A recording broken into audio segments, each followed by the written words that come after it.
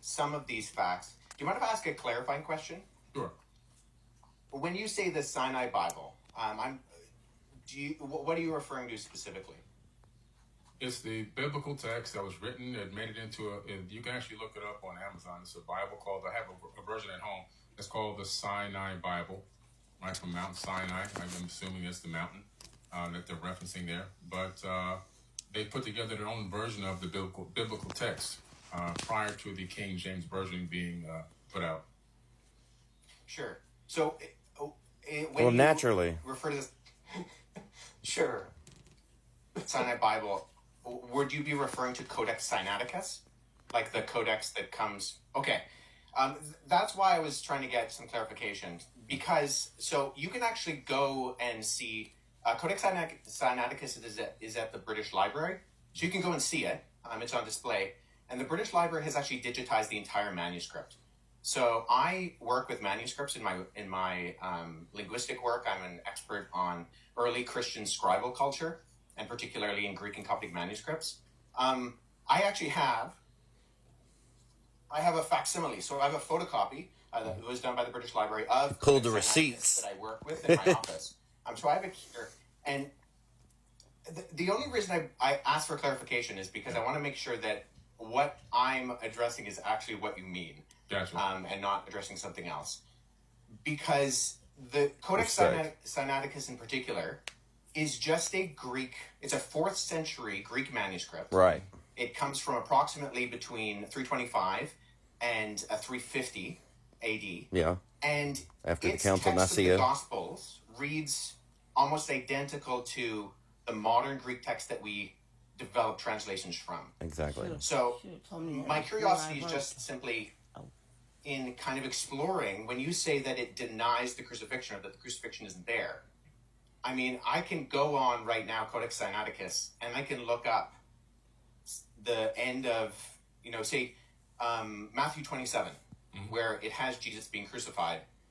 And that's in Codex Sinaiticus. Or, the John 19. Billy's looking it up right now. The other ones. So I think my confusion is that it doesn't read any differently. So actually, are you able to pull up a website with the I'm looking for it right now to make sure I have the right the version that I'm looking at. That I always thought were kind of interesting that I felt Did was you a find good the answer? Concept of proof. And then I want Billy to answer, and also I'm just curious, like the Sinai Bible, where was that piece I found discovered? the text where Sinai, not cyanide. I misquoted there. It's the Gospel of Barnabas. Okay, yeah. Well, so that's good. So let's deal with that too, because I've actually worked with. There are 2 manuscripts of the Gospel of Barnabas. The Gospel of Barnabas is a really interesting document because it is widely a known forgery. And so Yeah, that's why exactly. I think it's important to get to these sources. So at the very start of the Gospel of Barnabas, which we only have 2 copies of, one is in Italian and one is in Spanish, we see right off the bat that the Gospel of Barnabas, not to be confused with either the Epistle of Barnabas or the Acts of Barnabas, which are 2 apocryphal documents from the 2nd century, but the Gospel of Barnabas in particular, we know it's a forgery because it does things like, in chapter 92, it says that Jesus spent 40 days on Mount Sinai, and then he came to the Jordan River, and he went to Jerusalem. But Mount Sinai is more than a week's journey away from Jerusalem, and neither Mount Sinai nor Jerusalem are close to the Jordan River. So never mind there not being a route from the Jordan River to, around Mount Sinai or going to Jerusalem. But there are internal problems with the Gospel of Barnabas, which indicate that it shows no actual indication of evidence of coming from or even having knowledge of first century Jewish understanding. It actually says Jesus is the Christ, but not the Messiah, which indicates that whoever the author is, he didn't know that those were the same words. And I think a bigger problem is that the Gospel of Barnabas actually paraphrases Dante's Inferno, which was written in 1314. So okay. There's a lot of internal evidences. There you go. Disqualify the Gospel of Barnabas. Never mind the fact that we don't have any evidence of it prior to the 14th century, Right. and none in any other language other than Middle Age Italian Spanish. Italian and Spanish. Yeah. But the internal content of the Gospel of Barnabas disqualifies it from being ancient. And then the fact that it's doing things like paraphrasing Dante, or it also refers to a rule of the time of Jubilee, which was changed in the Middle Ages from what it was in the biblical year of Jubilee. And it goes with the Middle Ages concept, not the ancient concept. So I think what I'm getting at is, so I'm a historian, and I deal with sources. So when I'm looking at sources, I want to make sure that I have a methodology by which I approach any type of source. So if there is something that denies the crucifixion, I want to make sure that I'm analyzing it, and that the methodology by which I analyze it actually reveals that the content can be accurately tied to the event. So if we're talking about, say, Codex Sinaiticus, that's in the 4th century. Now that is, I would agree with you, Billy, our oldest copy of the Bible in the sense of cover to cover, Genesis to Revelation copy of the Bible. Right. The problem is that we have individual copies of all 4 Gospels going back hundreds of years before Codex Sinaiticus. So I have a facsimile behind me of P66. This is a late 2nd century copy of the Gospel of John. Right. I work with this particular manuscript. I can just show the screen right here. This is an almost complete copy of the Gospel of John. And it Is that the has the papyrus crucifixion. by any chance? Yeah, Is that so great by papyrus chance? is just the what it's made out of. So Imperial it's on. I got that from Chat GPT, by the way. Yeah. Sorry, guys. I'm just trying to. I have that papyrus at home. Oh, that's. Yeah. Well, Yeah, so I'll show you this. So the documents you actually see on my bookshelf behind me are facsimile papyri that I've made.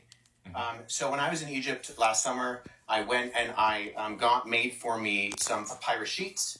And so I take these papyrus sheets, which are made from the papyrus plant, and then when I go and I look at actual manuscripts, so I was at the University of Philadelphia last summer, and I went and I saw a document called P1, which is a 3rd century fragment of the beginning of the Gospel of Matthew.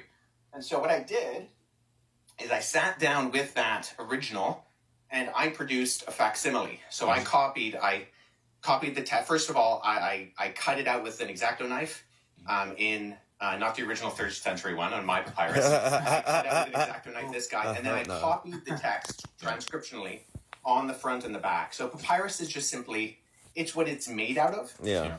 And so there's categorizing systems, and the standard one is called the Gregory alot categorizing system. And so sometimes you'll see when manuscripts are mentioned, they'll have a GA and then a number behind it. If it's made of papyrus, you simply abbreviate the word papyrus to P, and then you have the numbering system. Mm-hmm. So P66, what I showed you earlier, that's this on the categorizing system. It's the 66th manuscript that was put into this system. It's from the Gospel of John. I also have 46 and P47 on my shelf, which includes all 4 Gospels and Acts from the 2nd and 3rd centuries. So the only hesitation I have with what you said, Billy, is that we have single copies of the Gospels that can be dated to the 2nd century, Right. that all do have the crucifixion. And so if we're relying on something like the Gospel of Barnabas, which is not just like, it's not that there's debate about it, it's that it's a known forgery. I mean, no one's referring to the Gospel of Barnabas as anything other than... If you say it's a known forgery, yes, but I'm going to go with that. Let's talk about the Old Testament a little bit. Yeah, let's do Into that. the New Well, hold Testament. on, because do you mind if I address the Gospel of Jesus' wife? Sure, go ahead. There you What- go. But what was her name? Yeah, I mean- I'm like trying to write notes, like I know what I'm doing, but I'm just So curious. the Gospel of Jesus' wife doesn't actually mention. So oftentimes Oh. what happens is that the text of the Gospel of Jesus' wife is kind of paralleled with the Gospel of Philip, which mentions that that Jesus would kiss Mary Magdalene on the mouth. And so those are kind of used in parallel to kind of, for this argument, that Jesus was married. No. So the Gospel of Jesus' wife is in the Harvard Library. However, the reason we know it's also not legitimate is because even though the manuscript, the papyrus that it's on, was carbon dated to the 4th century. The text was actually copied from a PDF version of the Gospel of Thomas known as Grondin's Interlinear. And there was a mistake in the Coptic text of Grondin's Interlinear that was copied into the Gospel of Jesus' wife. So we know that this is not a legitimate document, even though the papyrus is ancient, and this happens a lot with forgeries. I have a couple of friends who have actually worked on projects that have revealed forgeries within Dead Sea Scroll manuscripts and God bless you, within, Wesley Huff. other ancient Christian papyri. But the reason why we know the Gospel of Jesus' wife and Karen King, who kind of vouched for it and she lost a lot of credibility, unfortunately, for her, and she's admitted that it's a fake as well, was because we can tie it directly to not copying from an ancient text, but actually copying from an online version of the Gospel of Thomas in a PDF form. And the mistake on that PDF form was copied into the text that was borrowed in the phraseology of Jesus' wife.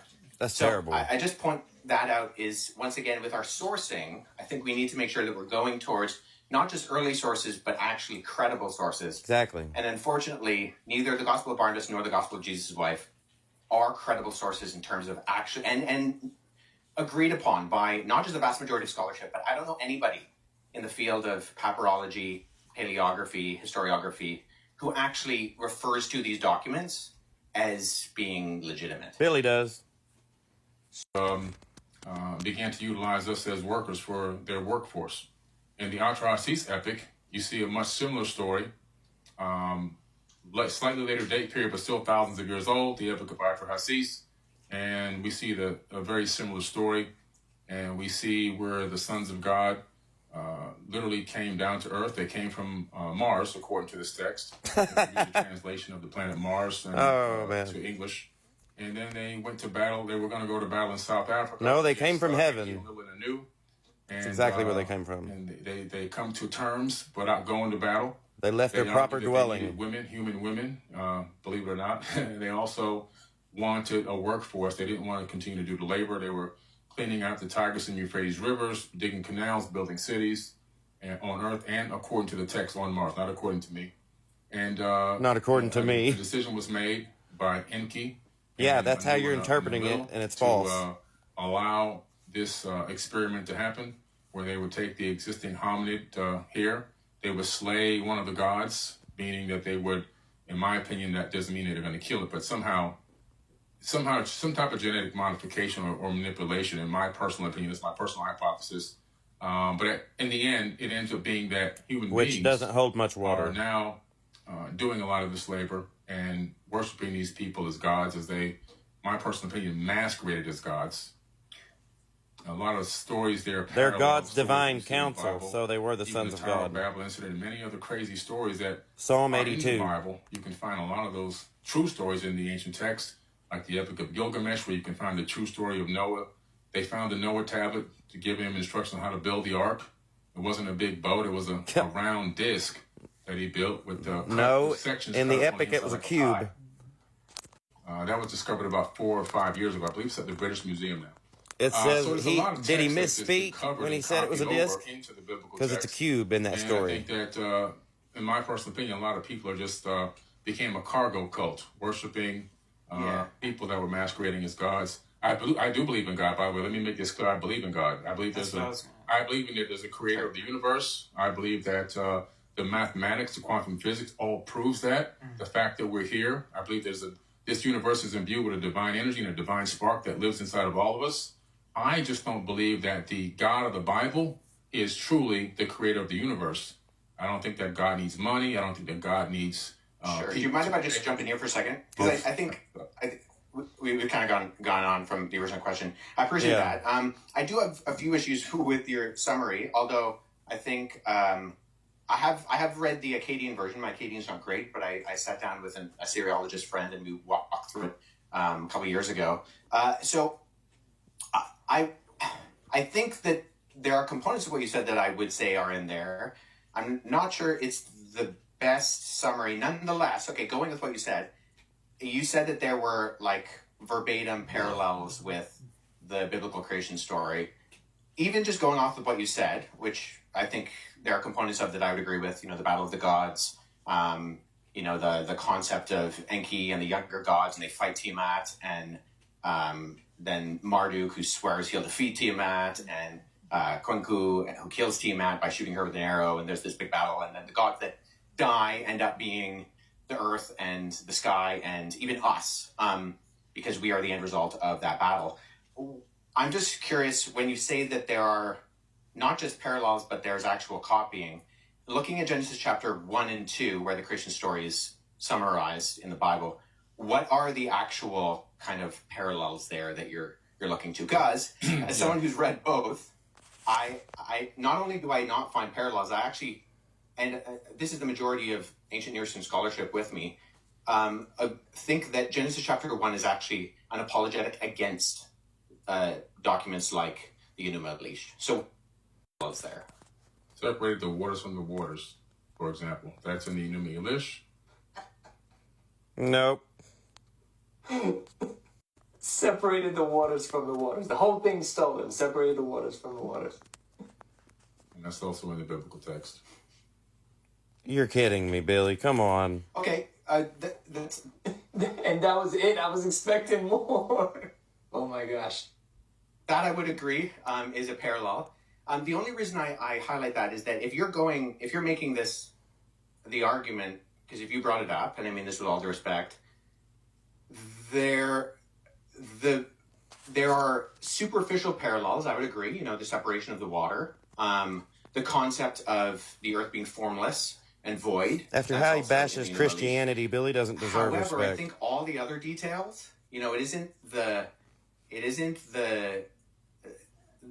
it's the details that make the difference. And that if we're looking at not the superficial crossovers, but the actual themes and concepts of what it's saying, you don't have a creation within 7 days. The Bible not going to take the Enuma Elish and put it into the biblical text. There's certain words that they utilize that let me know that they copied it from that text. No. Like, for example, it's separating the water from the waters, the void, the earth being void.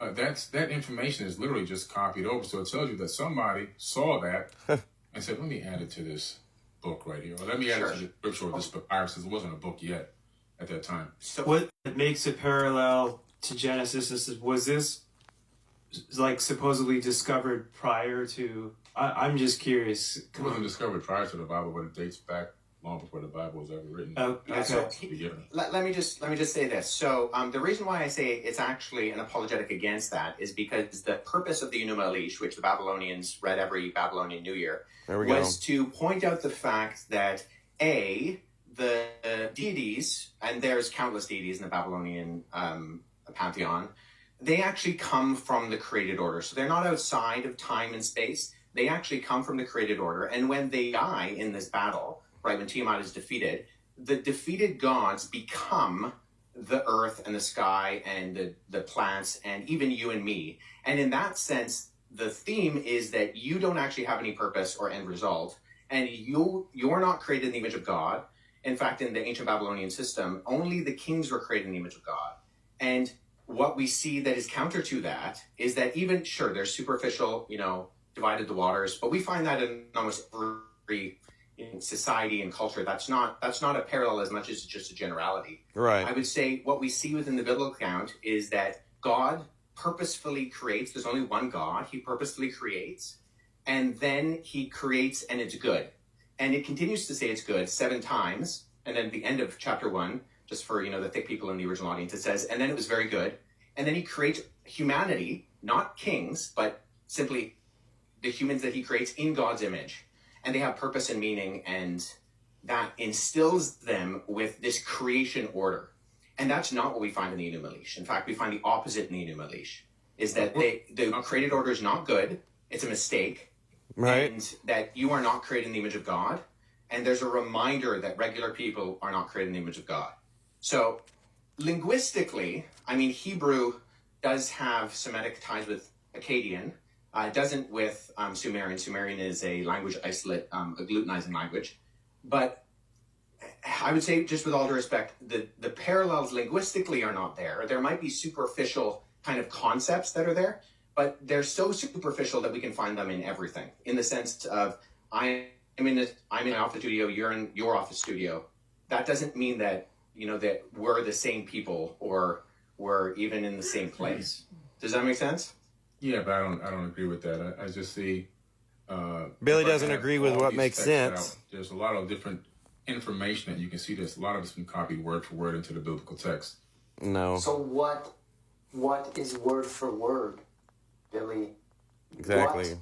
This is what he asked you. What was copied word for word? You say separated the waters from the waters. That's it. But what's word in for word? In your version of what you believe in, you keep saying that God's a he. Yeah. That's how he's referred to, now Billy. He's trying to switch it. Watch. He's moving the goalpost. He's moving from the point. And so where do you get that from? Well, throughout both the Hebrew Old Testament and the Greek New Testament, you have the masculine singular pronoun used for God. And why is God a man? Where's the evidence of this? Well, God isn't a man. See, within historical Christianity, we don't believe that God has a gender. However, the way that he has decided to reveal himself. Have you read the Anubali? Yeah, I've done lectures. Do you mind? Sure. Do you mind summarizing the content of the creation account in the Anubali for us? Sure. The Anubali is a very ancient text discovered in the Library of Ashurbanipal, and the summary of it is that it really gives us an account, which is crazy, an astronomical account of the creation of our solar system. It talks about planets and moons gaining specific orbits around the sun. It talks about a huge planet named Tiamat, 46 times larger than Earth. Earth didn't exist at the time that this, according to the author of this text, which is pretty interesting. That's impossible. And then there talks about a nemesis of sorts. In the original version, it's called Nibiru, but in a more recent version, still thousands of years old, the name was changed to Marduk. Marduk is in the Jewish American Library, in the biblical text, in the Torah, and so forth. Very popular figure in ancient times in the religious books. I'm sure. And text. They called him a god. To be the destroyer. So Marduk is the one that during its next orbit towards Tiamat, crashed into Tiamat, destroyed Tiamat. A huge chunk of it swung away, recoalesced, taking the water, land, and organic material, which basically recoalesced as our planet here, Earth. And the rest of it broke up into pieces. Some of it turned into the asteroid belt. Other parts of it were thrown towards the sun, and some were thrown towards the inner Oort cloud, towards the outer edge of the solar system. This planet, or this moonlet that orbited, supposedly a brown dwarf, based on the description of it, gained a very strange orbit around our sun. And we have the scientific evidence now also to match with NASA's data, where we see that Saturn and I believe Neptune switched places. Uranus is flipped on its side, and that's more evidence that something came through our solar system in ancient times and gravitationally really tugged at planets here and switched up their orbits and even pulled the axis of a planet on its own side, where the equator is now running north and south. So a little bit of modern astrophysics kind of backs up what this ancient text is saying. But the English also then begins to talk about the fact that these beings, it kind of cuts into the fact that these beings, are on Earth and at some point begin to engage mankind. In other words, they didn't create people from scratch, but they engaged the existing hominid and began to utilize us as workers. You should start conquering that other country in the name of and do it in the name of God. And then that's the way I look at things. So anyway, go ahead. I had to just throw in. Yeah, I mean, there's a really great resource written by a friend of mine, John Dixon. It's a book called Bullies and Saints, where he goes through a lot of the instances of where obviously you're going to find abuses, and every human being is going to find a way to exploit whatever is presented to them. So in one sense, I think we can say, isn't it convenient that God used the masculine pronoun? I keep saying plural, it's just a mistake. The masculine pronoun.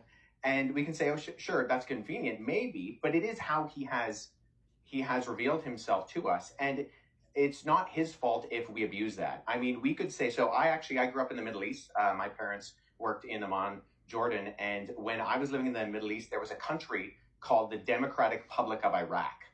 Now, just because democracy exists and people are going to name things democratic when they obviously aren't, doesn't mean we then judge democracy. I mean, think of the Democratic Republic of North Korea, right? Nobody thinks that that's an actual representation of democracy. So people are always going to abuse terms and ideas and concepts. The difference is, though, I think historically within Judeo-Christianity, you have this ethic that we were talking about before that I think is fundamentally different than what we find in things like the Enuma Elish, the Atrasis, and other things, in that we are created in the image of God. And actually, one of the earliest criticisms of Christianity are by individuals like Celsus, who is a Greco-Roman philosopher in the 2nd century, where he accused Christianity of being foolish, dishonorable, and stupid, and he called it the religion of slaves, women, and children. Why? Not because God used the masculine pronoun for himself and people were abusing that, because the concept that Christians believed in of everybody, no matter what your gender, your race, your social standing, Paul says in Christ there is no slave nor free, there is no Jew nor Gentile, there is no Scythian or barbarian, there's no male nor female. These things united people. And we can see there's a historian named Rodney Stark. And in his book, The Rise of Christianity, he actually says that you can track empirically the agency of women across the ancient world by the movement of Christianity. So that, in other words, whenever an area became populated by Christians, we see a direct correlation with the privileges and treatments of women that expand in time when the surrounding culture largely didn't view women as being fully human. So I think we're always going to have abuses. But if there's one worldview that exists that gives agency to people and says that everybody has worth by nature of being just human, it's the Christian worldview. And that's where I think it's very different. So we can argue about why we think God should or shouldn't have revealed himself in his pronouns. But I think that's actually irrespective of the historical reality that we see within the impact of Christianity, particularly on the West, but around the world, and how it gives agency to the marginalized. Revealed differently than what you were taught. Did you kind of tell yourself, I'm going on a quest, like searching for truth without like a set conclusion to prove Christianity, knowing that it could go either way? Am I making sense? Yeah, I mean, I grew up in a bit of an unusual household in that my mom grew up in India, and my parents, when I was younger, I was born in Pakistan. And I spent a portion of my childhood in Jordan. I grew up in majority Muslim countries and surrounded by majority Muslim environments. And we had, a copy of the Quran in the room. In fact, we had the Bhagavad Gita and the Book of Mormon, and for a little while, other documents in our house. These were things that my parents, although they never verbally said, these Christianity is true, therefore these are not forbidden. These are not verbotim. The truth, capital T truth, of the reality of the world we behold can stand up against scrutiny and investigation. And I did do a great deal of that as a kid. My dad is a historian as well. He has a doctorate, and I grew up on him, reading the rise and fall of the Roman Empire. But at the exact same time, the reason why I actually went to university with full intention of going into the police force. But it was interactions with Muslims and Mormons and Jehovah's Witnesses and atheists and accusations against the credibility of the Bible, which actually piqued my interest, because they would say things that I thought, if that's true, of course that undermines what I believe. I believe that Jesus is God incarnate. If I can't trust the Gospels as reliable first century eyewitness testimony, then I might as well throw all of this away, because I'm not going to believe a lie, even if it's a convenient lie. And so it was actually the exploration of eventually going into graduate college, and then now in working on my PhD, the largest secular university in Canada, that got me thinking, okay, how do we investigate these things? What are the methodologies by which we go about to explore the origins and credibility of something like the Bible? And that investigation, with all due respect to Billy and the content you put out, has actually confirmed what I believe. I'm dealing with the actual manuscripts. I love that Wesley says, with all due respect to, your content and what you put out. I don't think it deserves that much respect. Me I either. travel to academic institutions, to other countries, and I look at these things and I read them. And it's a privilege to be able to learn languages like Greek and Coptic and Hebrew and Aramaic and dig into these things. And I think ultimately, I really appreciate what you said there, Mark, with your articulation of your personal relationship. And I think that's so important. But I think it's also important to remember that that relationship is based on something that's real and verifiable. And we can look into the evidence. You know, I have friends who are linguists, philologists, and historians. And when we look into these things and we talk with one another and we're discussing, we're constantly trying to falsify our theories, because that's what good history does. We're looking for the falsification. You don't go in, ideally, if you want to be a good historian, with trying to prove your original thesis. You go in and say, okay, what are the avenues that actually could disprove this? And then how do we engage with those in an appropriate and articulate manner? So what I believe is true, but I believe it based on the evidence of the actual documentation. You know, I've read a lot of the literature that you're talking about, Billy, the Numa Lish, the Atrasis, the Bhagavad Gita, the Epic of Gilgamesh, and I've read some of them in their original languages because I've tried to be a good historian and go back into the primary sources. Or if I can't, engage with people like my friends who are Assyriologists, who are philologists, and try to not just go off of a translation, but the original. And I think I found largely the opposite of the conclusions that you have made, Billy. And I know that you are very passionate about what you talk about, and I respect that. I just think that the confidence might not actually be backed up by the reality of the evidence. So when we're looking at something like the Sinai Bible, when we're looking at something like the Gospel of Barnabas, when we're looking at something like the Gospel of Jesus' wife, these are things that actually have provenance that we can verify.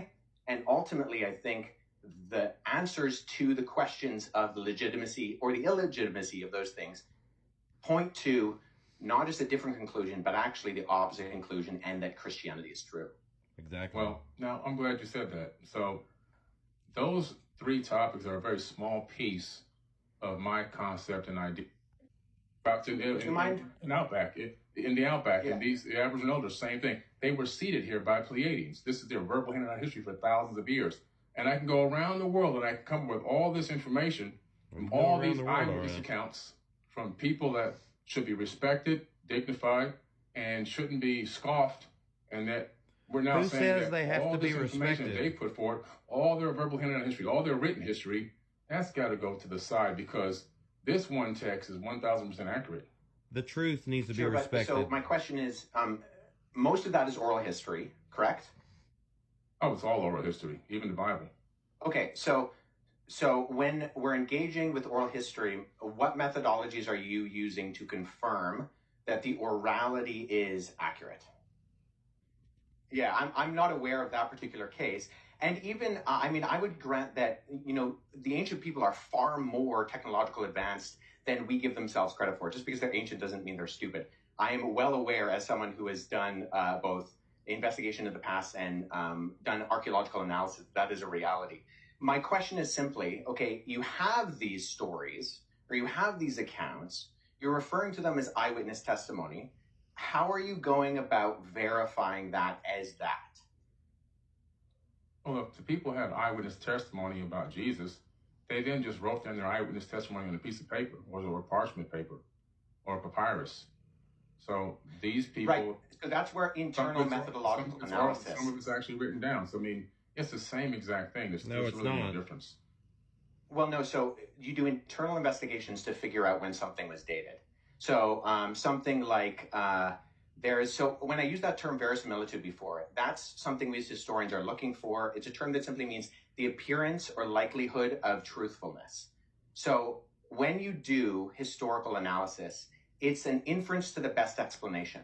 So you have proof and you have data, and you're extrapolating that data on levels of probability. So some things can be confirmed as high probabilistically true, and other things are lower in their probability that they happened. But there are different methodologies, different ways that you explore historically how that happens. Well, so for the Gospels, that was with the Dogon tribe. Scientists went there to visit the tribe, and they still have no answers because they used their modern science. They took the best scholars to visit these people, and they're still scratching their heads. Something happened there. Sure. And I'm not even denying that necessarily, but the question is, okay, we need different levels of evidence and exploration, not just scientifically, but historically, to derive something as eyewitness testimony. Now, we have mountains of that, and I'm more than willing to go into some of that with the Gospels as early eyewitness testimony that can be verified externally and internally. But nonetheless, the only reason I ask, Billy, is because I've listened to a fair amount of your content, and I'm unaware of the methods that you use to try to discern between what is an accurate source historiographically and an inaccurate source historiographically. Well, I use getting in the airplane and traveling to these places, doing my own research, talking with indigenous cultures, and researching as much of the text that is available that I can possibly find. That's not enough, man. Okay. So I don't dispute that, and I do believe you have done that. But I mean, even from what we've talked about, so you've researched the text, but when we talked about the crucifixion, everything you cited was either, and I mean with all due respect, false in terms of the Sinai Bible, because Codex Sinaiticus is just a 4th century Greek manuscript of the Gospels that we have today. Correct. Or they were verified forgeries in terms of the Gospel of Jesus' wife. You might be right. You may be right on that particular part of the topic, but like I said, that's less than 0.1%. That's a big of part. The information that I hold. That's a big 10%, man. Yeah, but that was the original question. So so that's what I'm saying. I'm saying, okay, well, so I'm going off of what we've already talked about. So you said you explored the text. I don't deny that. But the evidence, by going off of what you have put forward in terms of the actual documentary evidence, is not just less than convincing in my respect. And I mean this with respect, because I think you have done a lot of research. You've traveled to these places. I have too. Like, this is what I do as my career. It's what people pay Billy to do. I'm not really getting indication, because in history, we go to the primary sources in their primary languages. And when Mark asked, okay, why do you deny the crucifixion? The sources you used were not primary. Okay, we're still talking about the same thing over and over again. There's so much more we can talk about here. We're wasting a lot of time. And the Dogon tribe, he's there to talk to you about the claims that you're making about Christianity. Right. Do you think that all these different cultures and stuff describing these other beings, could those have been, I'm not an expert theologian or whatever, but like where it talks about war, I always want to personally ask you this too, where those were the sons of God in Genesis about, like, 6. Wars between the demons and the angels. There's a lot of crazy stuff in the Bible too that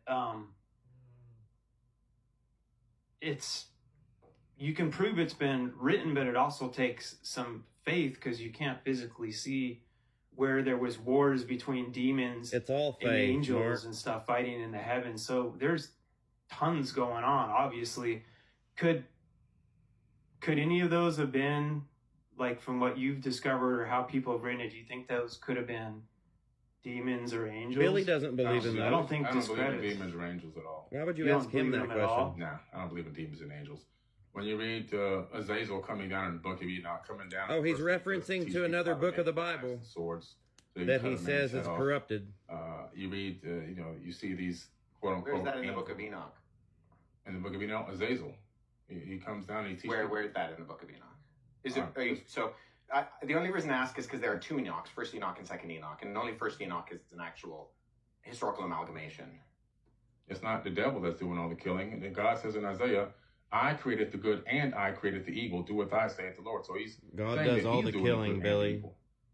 That's what he's saying. Yeah. Now, my personal opinion on this whole thing, I just let me get this out because we keep going over the same rhetoric over and over again. No, My your personal rhetoric. opinion is that the biblical text is a good book. Like I've said, I've got videos. You just said my it was number one video corrupted. on Twitter has me saying this.